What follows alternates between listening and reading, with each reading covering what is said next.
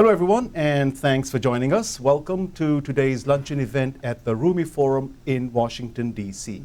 I'm Tariq Shafi.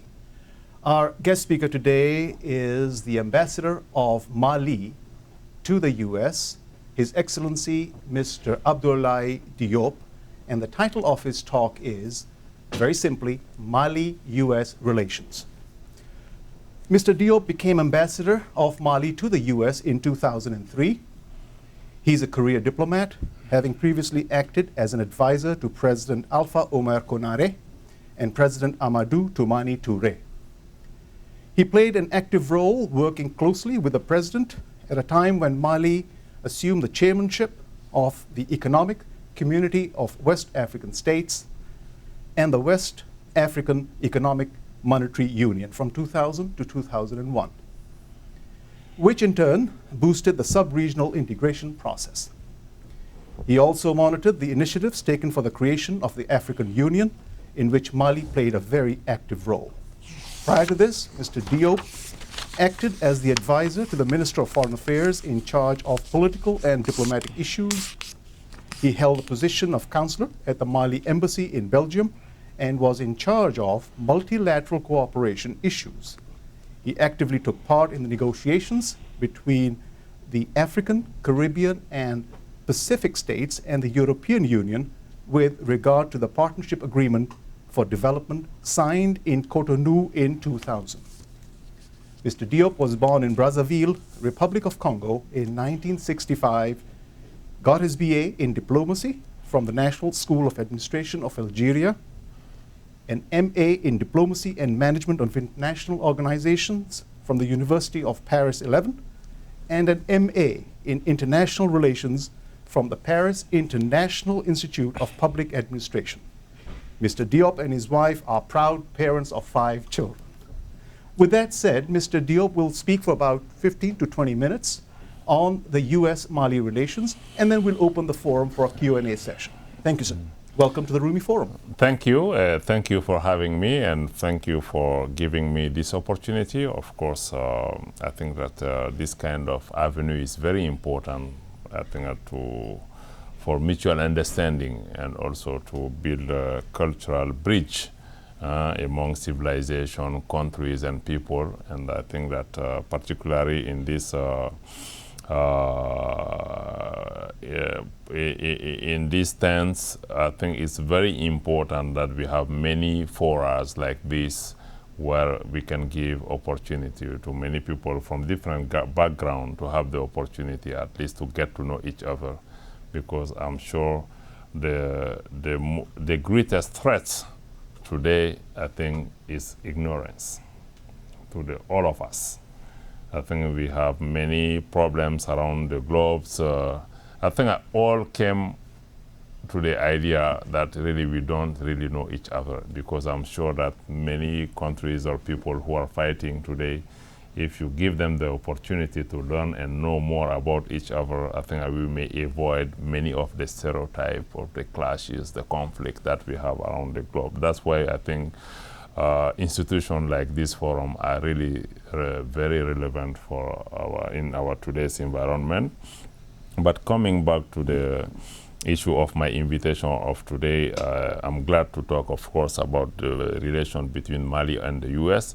But before then, just allow me to talk briefly about Mali, the historical background, excellent, where we come from, yes, and then we can talk about Mali-U.S. relation. I think it will help our understanding of the issue. I don't know exactly what is the knowledge of our audience about the country, but I think it's better we know first about the country and then to see what are the relationship between Mali and the U.S.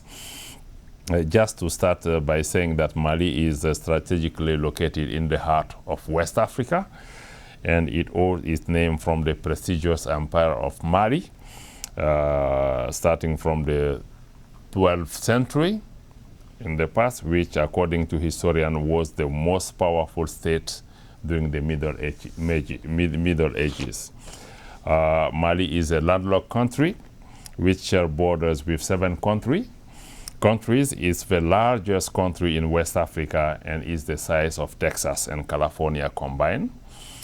with 11.6 million inhabitants. For centuries, during the days of the prosperous ancient kingdoms of Ghana, which is not related to the current Ghana, because the current Republic of Ghana took its name from an empire that exists in the space between Mali, Mauritania, and Senegal. During the 8th and the 7th century, it was the Empire of Ghana. When the current Republic of Ghana went to the independence as a Gold Coast, they had a very proud leader, Kwame Nkrumah. He did not want really to keep the colonizer name of Gold Coast, but he wanted to have really the reference of the authentic African name. So he went back in the history, he picked the name of that belonged to this Empire of Ghana, to give it to the modern Ghana.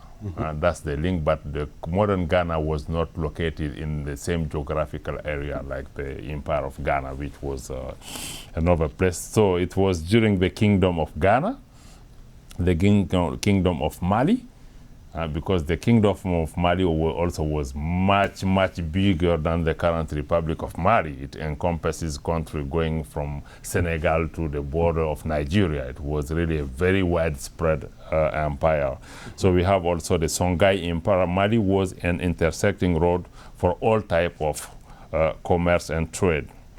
You may have heard about Timbuktu.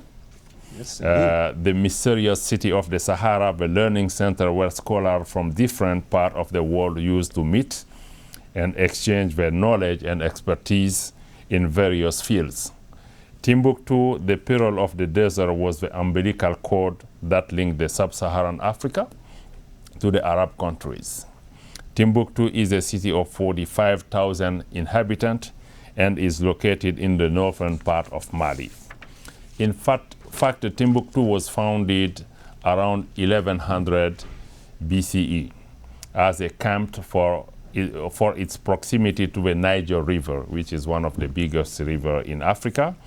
This seasonal camp called Timbuktu, literally Buktu's well. Buktu was the lady, and the well belonged to Buktu.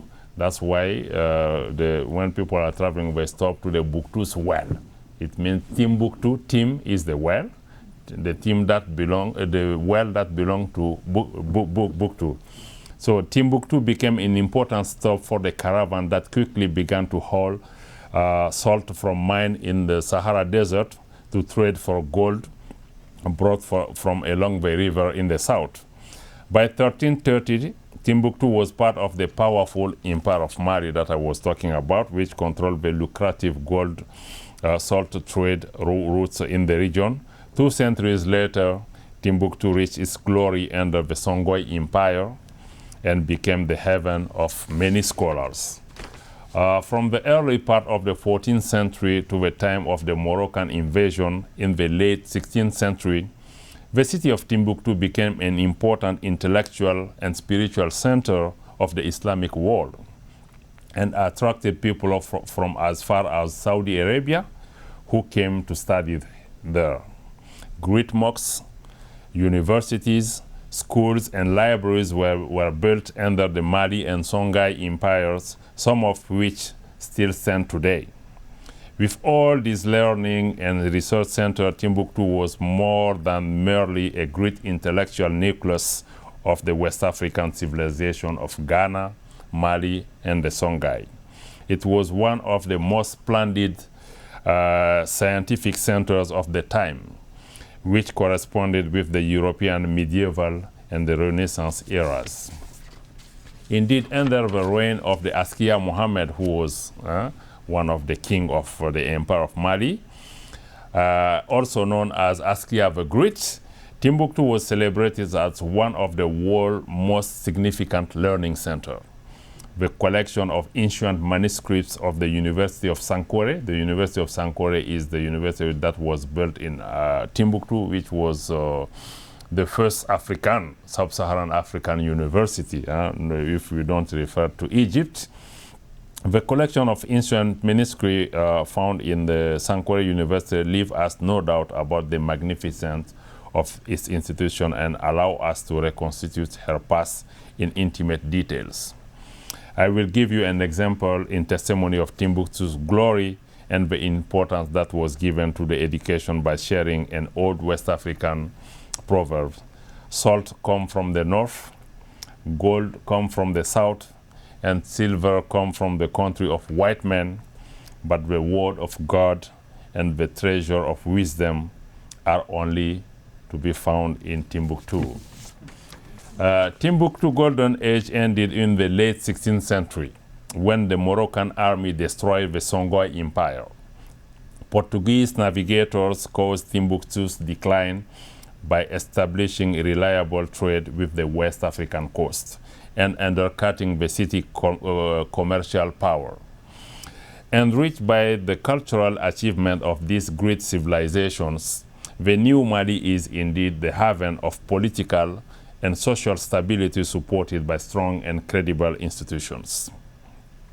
Mali's democratic success is due to its history of tolerance, which was passed along from one generation to the next, through the studies made mostly by the venerated and wise scholars from Timbuktu.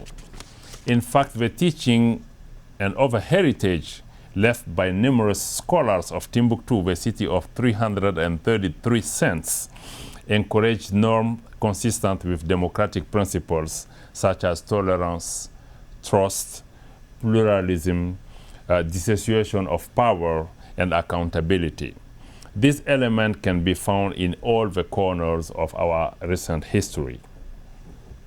After our popular revolution in 1991 against 23-year-old one-party system, Malian people wrote and adopted by referendum in 1992 a constitution that provides for a multi-party democracy, the independence of the legislative branch, and the judiciary.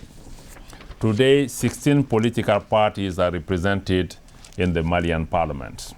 It is important to note that our constitution prohibits parties based on ethnicity, religion, regional ties, and gender.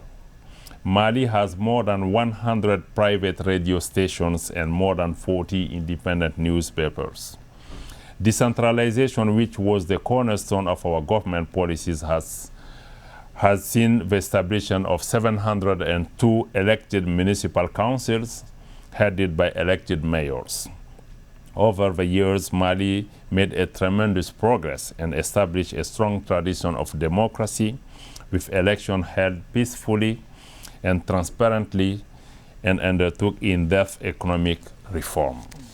The economic environment is more and more characterized in Mali by free enterprises and healthy competition.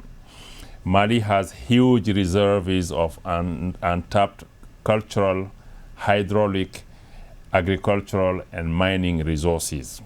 In Mali, in 2003, Mali became the #1 producer of cotton in Africa.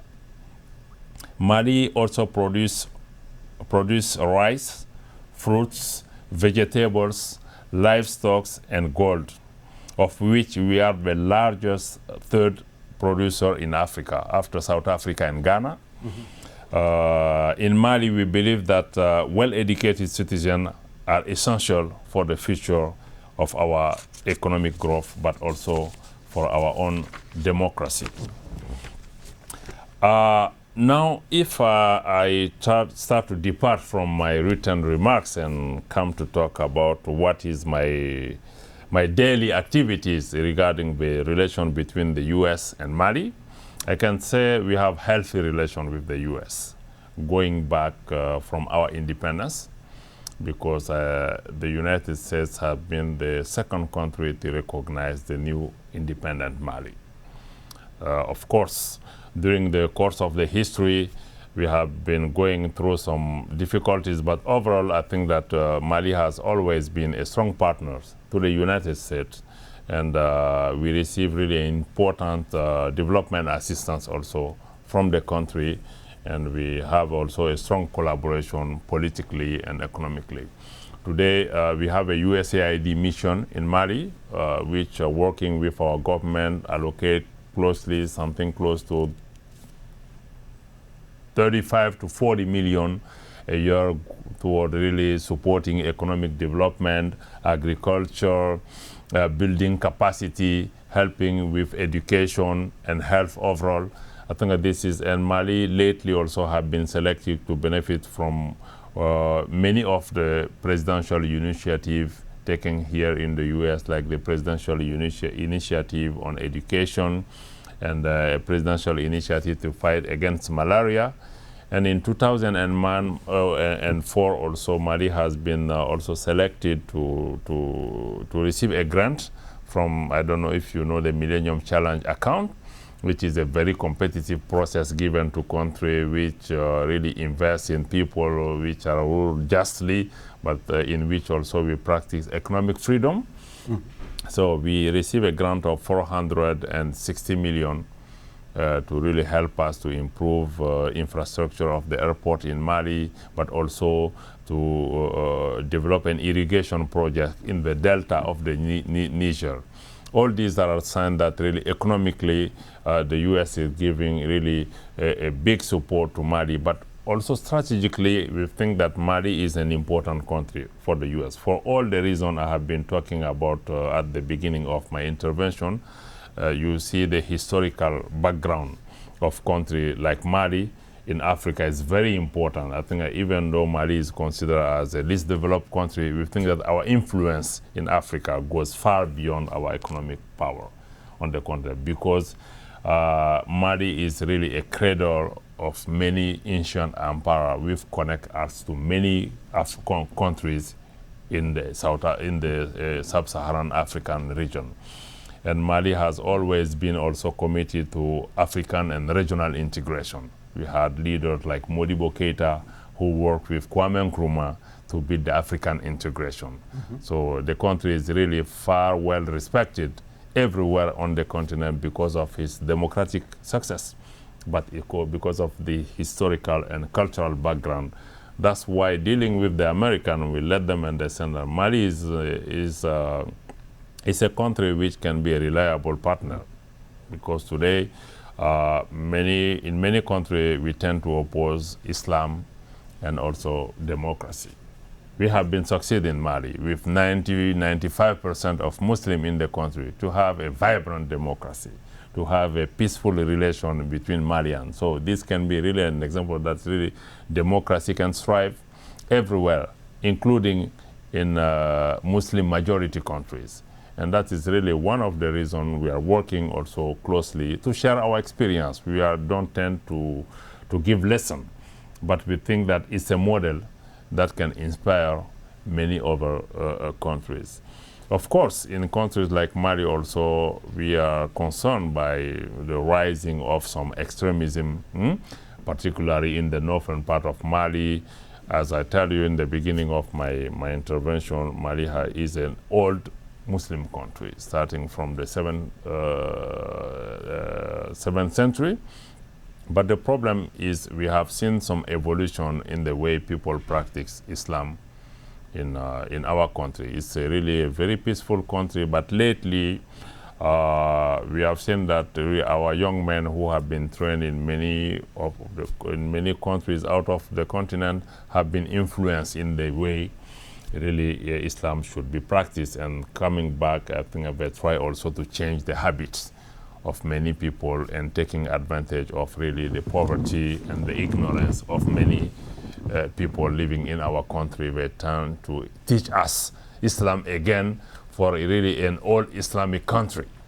This is really for us a big contradiction. We are concerned, and we see some level of also of violence in the northern part of Mali, where we share border with Mauritania and Algeria. We have many extremist groups trying really to take hold of this part of the country. That's why we are looking for partnership with Algeria, Mauritania, Niger, Chad, and many of the countries in the region to work together, to pay attention to this, because this area is really very big. If you look at the map, you look at the Sahelian region, it's really a space which is really very big, and it's very difficult to be monitored only with our own means, because in our country we have a lot of developmental challenges. We want to build road, we want to send our kids to school, we want to provide food to every Malian. So securing the country and facing these enemies require a lot of means that we don't have so far. That's why we are looking for partnership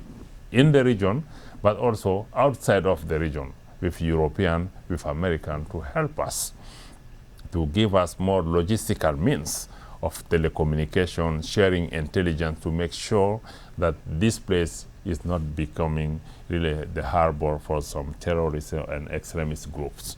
I think we are concerned. We lately established an National Islamic Council which try to coordinate the work of the preachers and imams around the country to make sure that really the teaching and the precepts of the Islam are really one that are really more moderate, more attached to the Islamic value, and then we are not trying to really wash the minds of many Malians to get them involved in some activities that are really in big contradiction with our faith, but also with our scheme of values also. I think we are working very closely in that front also with American.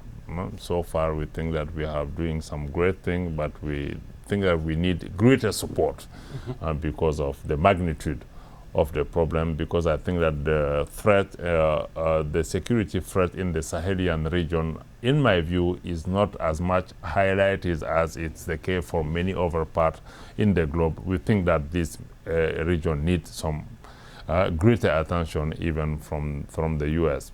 Myself, if you ask me about the U.S.-Mali relation, I will love to maybe answer to many questions. I can talk about many things here.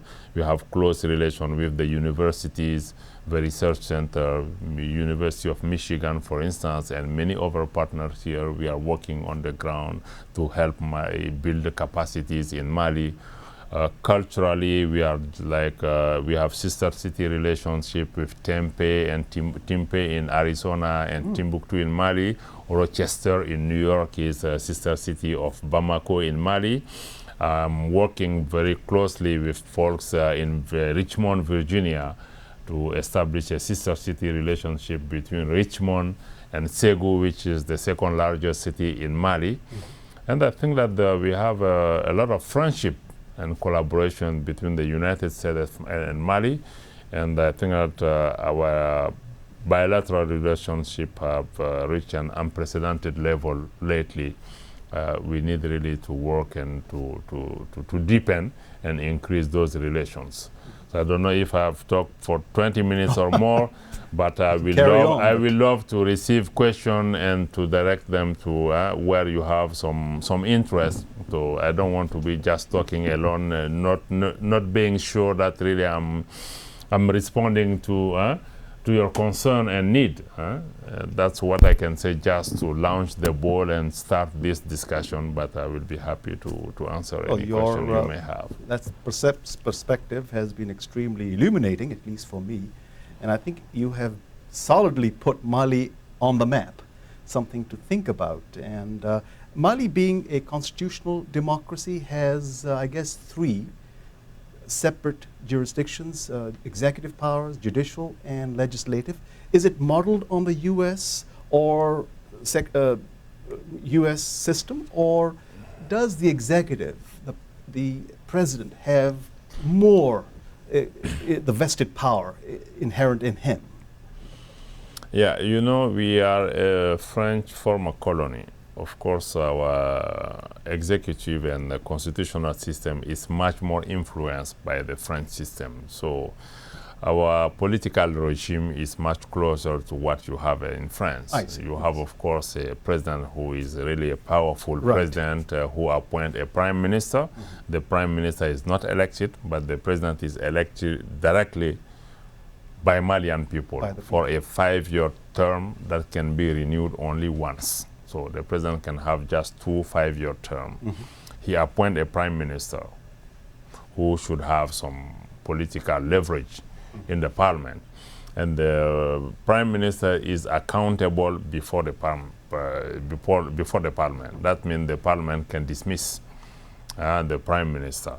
And the president also has the political power to dissolve the parliament. But if he decides to do so, he cannot redo it before 1 year. I see. Because he can dissolve the parliament and the Malian people can send him a new majority. So if he's not satisfied with this majority, he cannot dissolve before 1 year. But we have a parliament here which has also some power, but it's totally different from what we have here. And the parliament also cannot dismiss the president, of course, because it's directly elected by the people, but it can dismiss the prime minister. I see. Yeah. Because of your colonial past with France, you've also had a bit of an uneasy relationship with that country, have you not? There's a large Malian population in France. Recently, or some years ago now, some Malians were thrown out of France because they were considered illegal. And that created some unease and some tensions between the two countries. Now, I know the subject is U.S.-Mali relationships, and you've covered a lot of ground, but do you also look to Europe, to the European Union, for example, for support and trade and so on? Mali has reserves, as you mentioned, but it also is one of the poorest countries of Africa and gets a lot of US aid and European aid. You've invested in education, and I suppose cotton is a great export for you. Are you worried about, for example, cotton subsidies by the US? Yeah. I see at least 7 questions. I'm afraid so, yeah. Yeah. So the first thing, our relation with France, as you may know, the relation between former colonial power and former colony is not easy relation. Of course, it's a complex relation. I will qualify it as complex, not necessarily in terms of tension. It's a complex relation because it's related to different aspects of the problem. So it's complex relation. It's not always easy. Of course, we did not have in the past tension with France per se. Of course, in the past it was difficult because at the independence we chose a political system which was not necessarily what was expected from the other side of the Mediterranean Sea. But I think we have about 100,000 Malians living in France. It's not the #1 diaspora in France. Of course, for us, it's important. And Mali has always been a country of migration Sure. because of our geographical location and because of our history. We Malians have been always traveling all around the continent because in the past we were living in widespread kingdoms, going from Senegal in the Atlantic Ocean to a part of Nigeria where people used to move, to do trade, to live in different cities, but they were living in the same state, a very decentralized kingdom, at least, and multi-confessional and multi-ethnic. So people have been always really migrant. Myself, in my background, you may have read it. My father was migrant in the Congo Brazzaville, in Central Africa. So we have been always migrating. Of course, we have this migration, but 70 to 80% of Malian migration is in Africa, not outside of Africa. In France, where we have the largest Malian migrant out of Africa, is 100,000.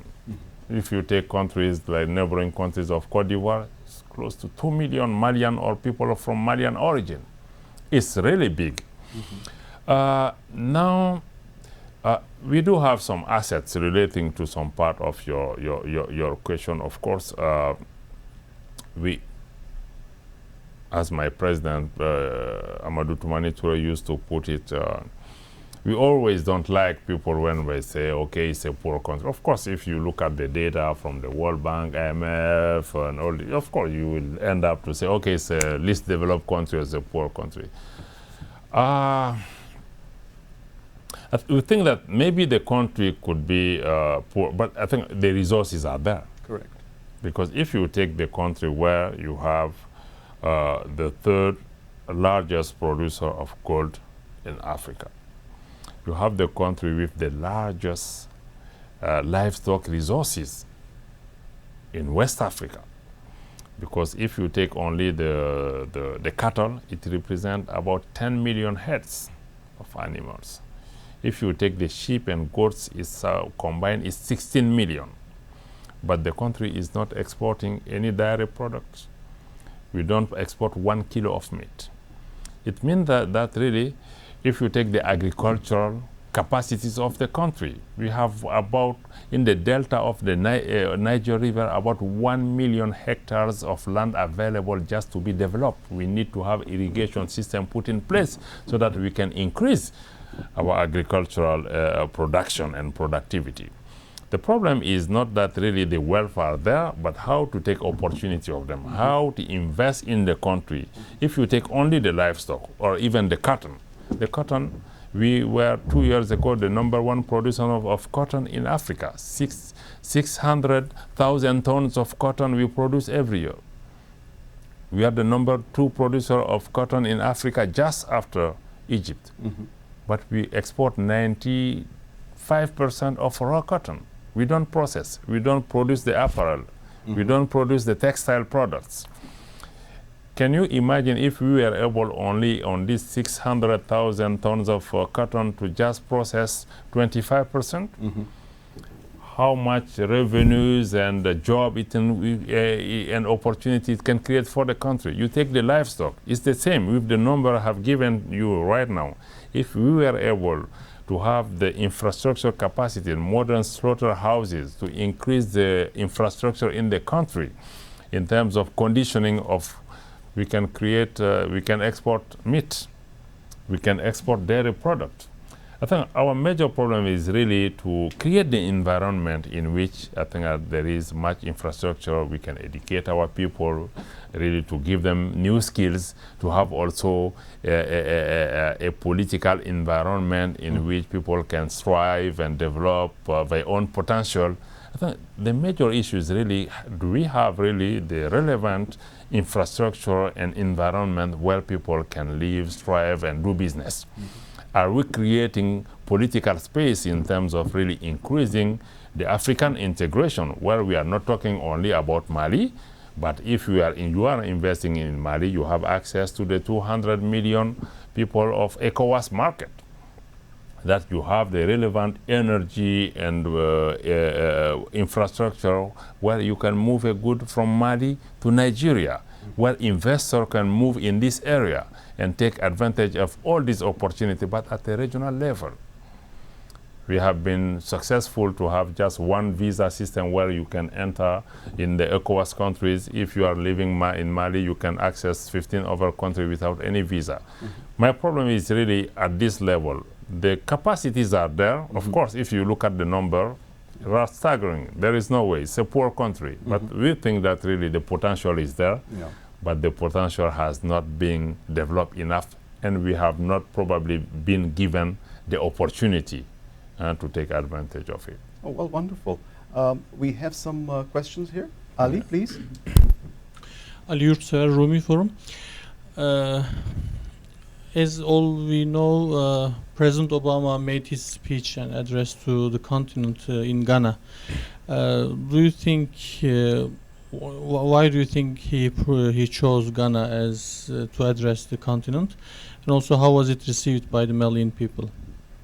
Thank you very much. I'm not at his place to answer, but I think he chose Ghana because he wanted first, I think, at the onset of his presidency, to visit Africa because of probably his own historical background, but because of the relationship between the US and Africa first. The second point is really in visiting Africa, he wanted to send a signal to Africans themselves that really the US is putting much emphasis today on good governance, political stability, political inclusiveness. And Ghana has been, for the past 2 decades, a vibrant democracy, a stable country, and he wanted to really give the support to the stability and democratic processes in Africa.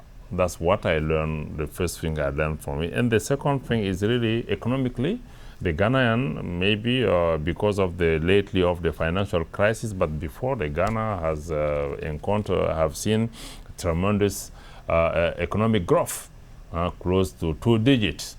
I think that all these are signals that really they are supporting Africa to develop a democratic and stable institution, to also give support really to the political processes in many African countries, but also to support economic progress on the continent. View from Mali, maybe from more African, and also speaking as just an African citizen, and for our generation as young people, of course, this was important, because I think the speech delivered by President Obama, he only could speak to African that way.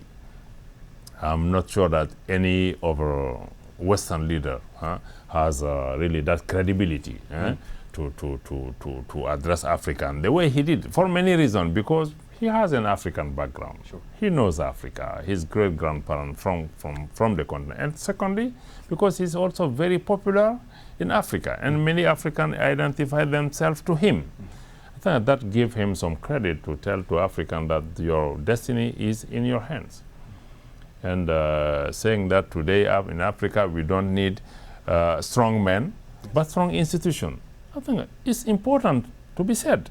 Particularly in many African countries, we are seeing the return of the coup d'etats and all these undemocratic rules in many countries. It was very important to say that we need to build institutions, because the institution can really survive to our leaders. Great leaders are good, but really the lasting thing is really to build institutions that can help us really to have a steady development in our countries. And to say that in the past also, many countries work with Africa just to take advantage of the natural and mineral resources in the continent, not in terms of in the mindset of partnership. Mm-hmm. And today it's very important to invest in Africa, because you have been talking about the assistance. The assistance is great. Mm-hmm. We need it today, but it's not the future. Mm-hmm. Long-term. It's not the long-term future. Needed, yeah. It's like someone who is just ill and you are giving him some treatment. What we want the external partner is to see us as a partner. Mm-hmm. As I told you, we have some potential. What we need is just to have a partner who believes in you, who come to help you to develop a potential in which he has a stake. Yeah, absolutely. And not only to just give assistance. Yeah. The assistance is one way. But if you believe in someone or something, and you invest in it, and you see some interest, but there is no shy even to come in Africa to make money. It's not a problem. But if you see the situation today in Africa, what picture we have on CNN and many of the networks, we talk about just HIV, AIDS, conflicts, coup d'etat, and all these negatives. Mm-hmm. It's true, but it's only a small part of the reality. Africa is 53 countries. In the 53 countries, we are not all at war in all these 53 countries. You have maybe a handful of countries where you have conflicts. Mm-hmm. Of course, if we lose even one life, it's important. But Africa is not about all these negative. You have positive trends. I think that these are the trends that President Obama maybe wanted to highlight. It's important also to focus the country in Mali and many other where people are working hard to improve their life. The situation, Malian people and African kids, they have the same dreams and hopes like anybody else around the globe. We want people just to come to us, to see us as opportunity of investment. Because if you look at the map today, Africa is the continent of the future. But we've been saying that for decades. That's the problem. And one speech is not going to turn the dictators, strongmen of Africa around. You're right that Obama does have more credibility because of his background, and he is the president, after all, of the greatest power on earth, United States. But speeches are forgotten very quickly, it seems, by not the people of the African countries, but the strongmen, the dictators. And I hope this is a turning point, a watershed. Having said that, there is a second question here. Yes, sir. Go ahead.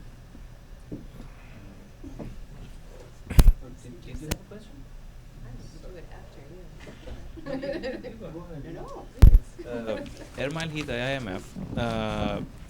When one reads about Africa, one of the biggest issues is ethnical and/or tribal fragmentation, and therein is the problem, because that poses a problem for the institutions, for democracy, for transparent and non-violent elections. That becomes an issue as regards corruption, because then you have, let's say, a coalition that is backed by a certain tribe or a certain coalition of tribes come to power, and then there's a whole redistribution process that goes on, and so on and so forth.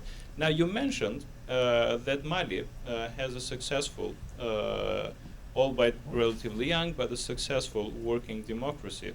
So what is it particular about Mali that makes it successful as regards its relationship with ethnical and/or tribal fragmentation? So is it the case that Mali is more homogeneous than, let's say, Kenya, or is it the case that it's still quite heterogeneous, but has dealt much better, or has the know-how, the historical background to deal much better with tribal and/or ethnical fragmentation? Thank you. Thank you very much. I think that the last part of your question will help us more to provide with the answer. Mali is not at all homogeneous. We have at least 25 to 30 different ethnic groups in Mali. And in Mali, you have different type of colors. You have the whites, we have the Arab population, we have the Berber population in Mali, we have the, so we have blacks, we have whites, we have people from the north and south, so much different. As I told you, the country of the size of Texas and California combined is really pretty big. But I think that the success of building peaceful, democratic country lies, in my view, in the history of the country, particularly, I think. Because, as I told you, we had, starting maybe from the 4th or the 5th century, a succession of different kingdoms and empires, more or less in the same geographical area, where people have been able really to live under the same rule. And if you live under the same rule, it means that there is some kind of egalitarianism in the way really the government handle the business, and they give some rights to the people who live there. And we have had in the past several kingdoms. It means that in the past, many have been masters, but also many have been slaves, because we had wars among these people. We had also marriages. We have many movement of the population. So they have been living together for about 10 to 15 centuries. We got used to live together. That's why I think today we don't have any type of ethnic conflicts or complex between Malian to say, okay, you are big, your ethnic group is superior to the others. Because we even have something in our culture, I don't know if I will be able to explain it in English, and even in French it's difficult to be explained, but it's the kind of cousin relationship through the joke. This joke is mainly built in the fact that just through your family name, the family name are together. Like me, my name is Diop, and I know my joking cousins are Jara and Kones. Because in the past, of course, we say the Diop has been great, and they were the masters, and the Jaras were our slaves. And then when we meet them, we just joke about it. Even if I don't know you, I meet you just in the bus for the first time. I ask Ali, what's your last name? Ali says Jara. I say, I start teasing you, attacking you, and you cannot be angry.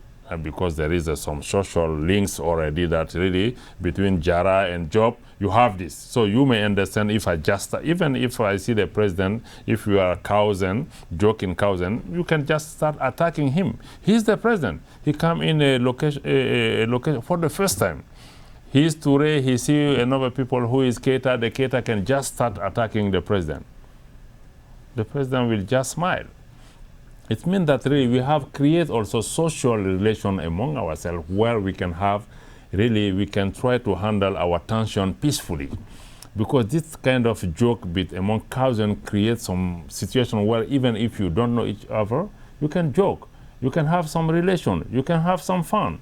But if you visit, you are here in this country, for instance, you go in the metro station, you don't know people, everybody is just in its corner. There is no such kind of relationship between the people because it's difficult sometimes to just break the ice because you don't have such kind of, I think that this is also part of the wisdom that we have in our people really to just transcend those differences because we have many marriages among different ethnic groups, from different castes or so, because even in some ethnic groups you have some different castes. But I think that helps us a lot of being together, having lived in different empires, that really we have really a nation. We had even a nation in Mali before we had the modern Malian state. I think that helped us a lot to build really a country. But one thing is also important, is that the president was referring, is to create institution. It's to create institution and a system of values and principles where people can really live by differences. The right of the minorities are respected, and the right of the religious minority are respected. Where people, I think this is also something that is very important. I think this is our responsibility as leaders in many of our countries to create situation or environment in which people from different ethnic groups can live together, because we don't need to have just a mono-ethnic countries. I think we need just to create this institution and rights for people to live either by religion or by cultural background freely. Just one point before I get to you. I used to know when I was 18, 19, something like that, a kid in London where we were, he had emigrated from Mali. His last name was Banjo, like the musical instrument. Oh. So in any case, he had no hang-ups, and I think he illustrated this type of point that you're making. It was very self-deprecating humor he had, and he was able to merge very quickly into a Western society that we had lots of problems with. But he was extremely good at adaptation. So I think that probably is the Mali ethnic characteristic. Yes, ma'am. Next question. Thanks so much for coming today and speaking with us. I have friends in East Africa and also from South Africa, not from West Africa, but I think what I find that's pretty much fluid throughout is this ability of African people as a whole to be able to laugh and to maybe self-deprecate, as you may know, and in the face of such despair. And I think that that is what has made this continent survive thus far. Speaking about investing in somebody, investing in this country, investing of Mali, or in the continent, in the people of Africa, I will just speak about the schools of the community that we are a part of as the Rumi Forum. And we have schools in many countries in Africa. And I believe that what you said, what is needed, the investment, is exactly what these schools are doing. Going and investing in people, people coming from Turkey, educated, well-educated, and just asking the governments of these countries and communities, can we open a school? Can we use this building? We have the money, don't worry, and we will, fund it and put teachers there. And we would like to do this and teach tolerance and teach, ability to get along, and things from minority rights to other religious rights. So just to speak about that is happening, because we know that self-fulfilling prophecy, the ideology of a self-fulfilling prophecy, if you believe in somebody, if somebody believes in you, or if you don't believe in somebody, if you call them stupid long enough, or if you think of them as, you know, lower than you long enough, that mindset will start to take form in that, you know, either person or other. I was recently, a few months ago, at the National Geographic Society at the One World Malaria Summit. It was an interfaith summit. I'm wondering about interfaith. I'm wondering about the religious leaders in your country. If you have something like Turkey, which is a religious directorate, if you have that within your government, if so, what kind of interreligious communication is going on? And are you working with the One World Malaria Interfaith Summit organization? I would love to join. Thank you. Huh? I would love to join. I don't know if it's the inter-religious dialogue that you are talking about. We practice it every day, and in many of the social problems we have, we try to tackle. I see always working with the government. We have from evangelicals, Catholics, Muslim leaders, all coming together. Sometime when we have really some political tension or unrest in the country, we have been able to come together and really to create a framework of dialogue for the government. I know themselves also, they have different forums where Christian and Muslim come together and do things, and really to create more livable environment for many Malians. Maybe it's not structured as the body you are referring to in Turkey, but it's an idea. It's something that can be on the ground to create really a more formal framework or institution to promote this dialogue, which is necessary in each country, among each, between the different people, different countries. I think that it's really important for us today to create these bridges, to talk to each other, at least to have a better understanding of where we agree and where we disagree, and to disagree on our disagreement, but peacefully. I think that is really very important, because most of the time we preach to the convinced people, with our own people, and we don't talk to the others, because we demonize the people from the other side. But we need really to know the others, to know the fears, the hope, so that we can understand exactly where we can merge, where we can do things together, because beyond the religion, I think we are all human. I think that is the starting point. As a human, we should be able, and we are all the creation of God. Can I just ask you, just a side note, what is, like, countries such as Senegal, the Sufi community? Is there a large Sufi community within the Muslim population within Mali? Is it dominant? Is it, in some Western African countries, it is quite dominant within the Muslim communities? I am not quite knowledgeable on this issue, I must confess. I know we have a Sufi community in Mali. They are well respected. I don't know if they are bigger than the one we have in Senegal, because in Mali also we have people from different confessions. I know they have some influence in Mali, but I cannot get in the numbers. But I need probably to educate myself more about this. But I know they are very well respected. I know many of the leaders of the Sufi community here and in Mali. Well, Mr. Ambassador, thank you very much for your enlightened talk. We were really grateful to you. And I will now ask Mr. Ali Yutseva to present you a small gift as a token of our appreciation. Thank you very much. Thank you.